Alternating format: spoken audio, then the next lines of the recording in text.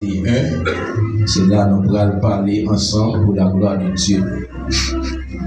Parce qu'en pile monde qui consomme ça, on a pris le verset 3 jusqu'au 6e verset. Il dit: ô Dieu, aie pitié de moi dans ta bonté, selon ta grande miséricorde. Efface mes transgressions, lave-moi complètement de mon iniquité et purifie-moi de mon péché. Car je reconnais mes transgressions et mon péché est constamment devant moi. J'ai péché contre toi seul et j'ai fait ce qui est mal à tes yeux. En sorte, tu seras juste dans ta sentence, sans reproche dans ton jugement. L'église, bon Dieu béni. Amen. Qu'est-ce que la tiré pour vous en dehors? Côté que nous sommes, c'est la confession pour la prospérité. Amen. La confession pour la prospérité. C'est thème ça que nous débattons ensemble pour asseoir. La confession pour la prospérité. Donc, mes chers amis, dans le Seigneur Jésus-Christ, nous dit que le mot confession, c'est un mot qui sortit dans le latin, qui sortit dans un mot qui est le fatéron. Il dit que le mot confession, il veut dire avouer, reconnaître son erreur ou sa faute et confiterie ou avouer ou bien révéler. Avec dit que confession, mot confession, c'est un mot qui veut dire avouer. Mais bien aimé dans le Seigneur Jésus-Christ, nous est David, lorsque David fit pécher, il s'avère dit dans le psaume 51, puisque David fit pécher, David tombait dans l'adultère ensemble avec Bathsheba.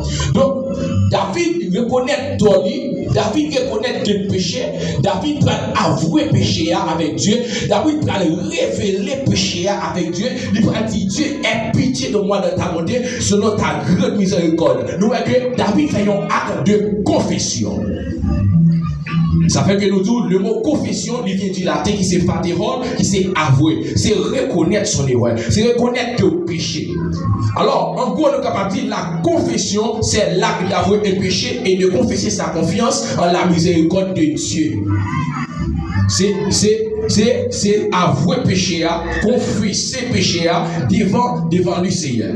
Donc, alors, confession pour la prospérité. Donc, qui ça veut dire le mot prospérité?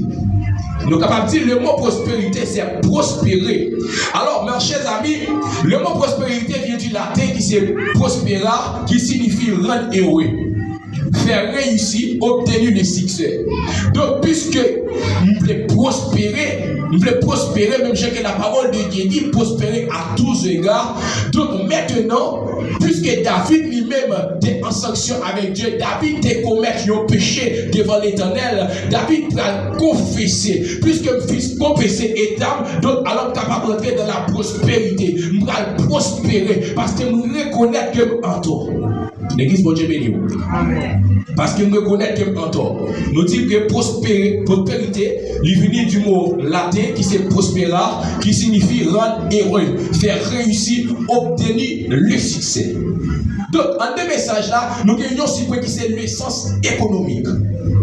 Le sens économique du mot prospérité, nous sommes capables de dire le mot économique du mot prospérité est apparu au XVIIIe siècle avec la naissance de l'économie politique.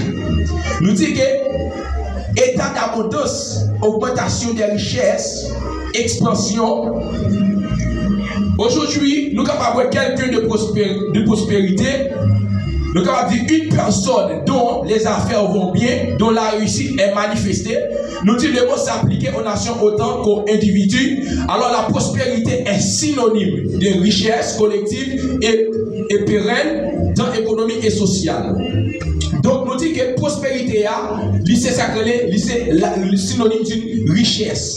Le parler de richesse collective est comme si que nous capables dans l'église, nous avons une société, nous avons un corps dans l'église qui représente, qui ça représente, il représente une richesse collective pour qui ça, que les gens qui cherchent un bagage, mais ça qui ont besoin, ils n'ont pas qu'à jouer ni dans mon côté où il y a, il faut que tu aies l'église. Il faut que tu viennes chercher dans l'église. Ça fait nous dire ça, nous saluer, c'est pas une bénédiction collective. Parce que c'est pas lui qui t'a le pour le faire, mais il va côté l'argent, la chercher. Nous voyons ça, richesse collective. Donc, Nous dit la prospérité est le partage équilibré des ressources et des opportunités. Nous dit que prospérité à tout, la donne c'est opportunité. Par exemple, il y a un monde qui a acheté un caille. Il y a un monde qui veut acheter un caille, pas vrai? Mais il y a l'autre monde qui a payé là pour bien. Quand il a payé là pour aller dans l'autre zone. Mais ou même plus côté des comme là, ou pour y prendre là avec un petit crash comme ça veut dire ou saisir une opportunité. Donc, mes chers amis, nous dit que la prospérité est le partage équilibré des ressources et des opportunités. Alors, il y a des opportunités que vous recevoir. Vous êtes capable dans l'église là, ou pas de qu'on adorer, pas vrai, ou pas de qu'on chanter, mais pasteur, lui mettez sous service. Il faut qu'il y ait une opportunité pour capable apprendre, pour capable vivre ça que vous je dis, pas vrai? Nous dit confession pour la prospérité. Donc alors, nous dit cette définition originale de la prospérité a été inspirée aux membres de la jury citoyen par l'OCDE et par l'agence de l'États-Unis qui s'est ONU. Donc alors nous dit la prospérité, mes chers amis, c'est tourner et soutenir votre regard de tout votre cœur dans l'adoration de Dieu. Peu à peu votre âme commencera à se détacher des soucis de ce monde. Puisque vous voulez prospérer, mes chers amis, nous avons besoin de confesser pour nous capable d'entrer en la prospérité. Donc maintenant, qui ça me besoin de faire? Besoin de tourner, besoin de soutenir le regard avec tout le gain de l'adoration. Puisque vous avez fixé les regard dans l'adoration envers Dieu, donc vous avez commencé à détacher de ça qui mal en dans mon monde, car l'esprit commence à libérer, conscience me vient clair. Amen. Donc maintenant, mes chers amis, nous sommes pas prospérer. Et ça, la Bible fait me connaître dans Matthieu chapitre 5, le verset 3. Il dit, et où est les pauvres en esprit, car le royaume des cieux est à eux. Donc, mes chers amis dans le Seigneur, qui sa parole l'a dit à l'époque, il a parlé avec les Sadducéens, il a fait qu'on ait gagné. Les ça a tellement chargé d'être avec la loi. Lorsque Jésus-Christ fait apparition là, il n'a pas recevoir là, parce que l'esprit était en bouleverse, l'esprit était chargé, l'esprit était plein. Et comme souvent un téléphone, on l'aile lui regarder, il est tellement plein. Il faut effacer ça sous lui pour bagaille nouvelle la cavini. Ça veut dire à l'époque, les gens étaient chargés avec l'orgueil, ils étaient chargés avec l'hypocrisie. Mais lorsque Jésus fait apparition, ils n'ont pas qu'à recevoir. Confession pour la prospérité. Pour me prospérer, l'esprit me supposé libre.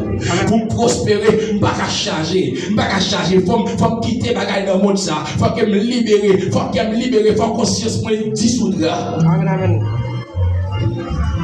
Donc, nous dit confession pour la prospérité. Nous dit confession pour la prospérité. Dans 3 Jean, le verset 2, 4, Éphésiens 1er, le verset 3, 20. Côté que la Bible t'a parlé, notre collective, une personne qui prospère, plus avec eux, il y a plusieurs personnes qui recevront parmi ces richesses qu'ils possèdent. Il y a un monde qui possède ensemble avec une richesse collective, quand pile monde qui a prospéré en bas richesse. En pile monde a prospéré en bas richesse. Ce n'est pas les richesses collectives, son monde qui tellement bien, l'autre monde, il y a des ressources pour l'autre monde même capable de recevoir. Plusieurs personnes qui recevront parmi ces richesses qu'ils possèdent. Donc, nous t'inquiète parler de opportunités. Nous disons opportunités sont des personnes qui retrouvent des ressources à travers de autres personnes quelconques ou un métier. Donc, mes chers amis dans le Seigneur Jésus-Christ, je peux le révéler dans Matthieu chapitre 5, le verset 3. L'on continue dans le verset 4. La Bible dit, heureux les affligés, car ils seront consolés. Dans le verset 7, il dit, heureux les débonnaires, car ils hériteront la terre. Verset 6 là dit, heureux ceux qui ont faim et soif de la justice, car ils seront rassasiés. Donc, mes chers amis, ça capable de arriver, mes chers amis, dans le Seigneur Jésus-Christ, sous terre, ou à passer misère, ou à bouleverser. Mais la Bible fait connaître, il dit, qu'il y a les cas privés que nous allons consoler. On est capable de nous consoler. La Bible est plus loin, il dit prospérer à tous égards. Donc, mais c'est jamais dans les écrits, je peux nous dire que confession pour la prospérité, pour prospérer, il faut que vous confessez. Il faut confesser de péché. Il faut reconnaître que vous en tort. Pour que vous prospérez, il faut avoir péché. Pour que vous prospérez, vous besoin révéler à la que vous avez fait. Donc maintenant, c'est même gens que nous sommes capables de dire, deux personnes qui ont une discussion, l'État met des pieds. Puisque l'État met des pieds, donc il y a l'État pas de comment bagarre t'est passé. Qui ça moun ça pas besoin, il pas besoin moun qui pour révéler comment bagarre t'est passé. Il y a besoin de monde qui pour avouer comment bagarre t'est passé, qui j'en t'ai fait. Donc ça c'est une confession. C'est une confession. Nous avons une confession pour la prospérité. Donc alors pour que nous fassions succès, mes chers amis dans le Seigneur Jésus-Christ, pour nous faire succès, non seulement que nous besoin confesser péché non, nous besoin révéler péché non, nous besoin avouer péché non pour nous capable réussir. Pour nous capable réussir, pour nous capable bien sacrer succès. Donc, mes chers amis, c'est là que nous avons avec vous. Que bon Dieu bénisse vous, que bon Dieu encourage vous. Amen, amen, amen, amen.